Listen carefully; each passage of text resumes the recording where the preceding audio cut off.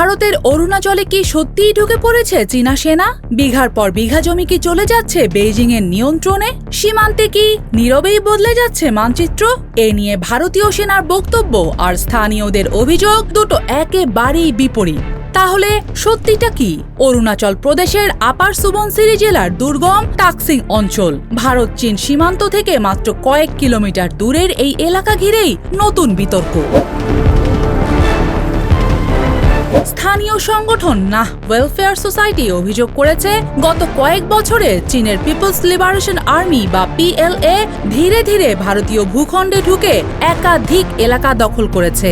সংগঠনটির দাবি, ওয়িং, পানিয়ার, মারপান, পোট্রাং লেক এবং টিন্ডিটাং এই 5টি এলাকা আগে ভারতীয়দের নিয়ন্ত্রণেই ছিল, কিন্তু 2020 সালের পর থেকে পরিস্থিতি পুরোটাই বদলে গেছে। অভিযোগ, চীনা সেনা শুধু টহল দিচ্ছে না, তারা রাস্তা বানিয়েছে, সেতু বানিয়েছে, স্থায়ী সামরিক ক্যাম্পও গড়ে তুলেছে।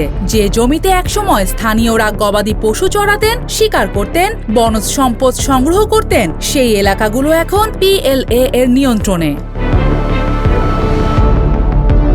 নাহ ওয়েলফেয়ার সোসাইটির সভাপতি কেরু চারার চিঠিতে লিখেছেন, আমরা ইঞ্চি ইঞ্চি করে আমাদের জমি হারাচ্ছি। তার অভিযোগ, চীনের অগ্রযাত্রার গতি অত্যন্ত উদ্বেগজনক। দ্রুত ব্যবস্থা না নিলে আরও জমি হারানোর আশঙ্কা রয়েছে। সংগঠনটি জেলা প্রশাসনের কাছে স্মারকলিপি জমা দিয়েছে, সঙ্গে দিয়েছে কয়েকটি ছবিও। তাদের দাবি, সেই ছবিতেই দেখা যাচ্ছে সীমান্ত এলাকায় চীনা সামরিক অবকাঠামো।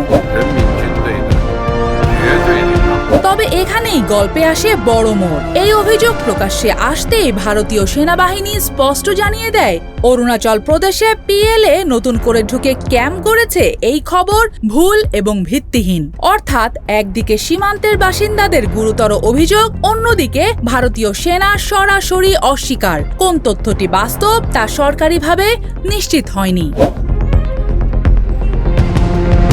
এদিকে প্রায় 1129 কিলোমিটার দীর্ঘ ভারত চীন সীমান্ত রয়েছে শুধু অরুণাচলেই, আর পুরো LAC জুড়েই বহু বছর ধরে চলছে সীমান্ত বিরোধ। 2020 সালের লাদাখ সংঘর্ষের পর থেকে দুই দেশ আলোচনায় বসলেও সীমান্তে অবকাঠামো নির্মাণ এবং নজরদারি নিয়ে উত্তেজনা এখনো কাটেনি। তাহলে প্রশ্নটা থেকেই যাচ্ছে, টাকসিং সীমান্তে আসলে কি ঘটছে? স্থানীয়দের অভিযোগ কি সত্যি বড় পরিবর্তনের ইঙ্গিত, নাকি সীমান্তের পুরনো উত্তেজনাকেই নতুন করে ব্যাখ্যা করা হচ্ছে? সরকারি তদন্ত বা নতুন তথ্য সামনে না আসা পর্যন্ত এই প্রশ্নগুলোর উত্তর এখনো অজানাই রয়ে গেছে।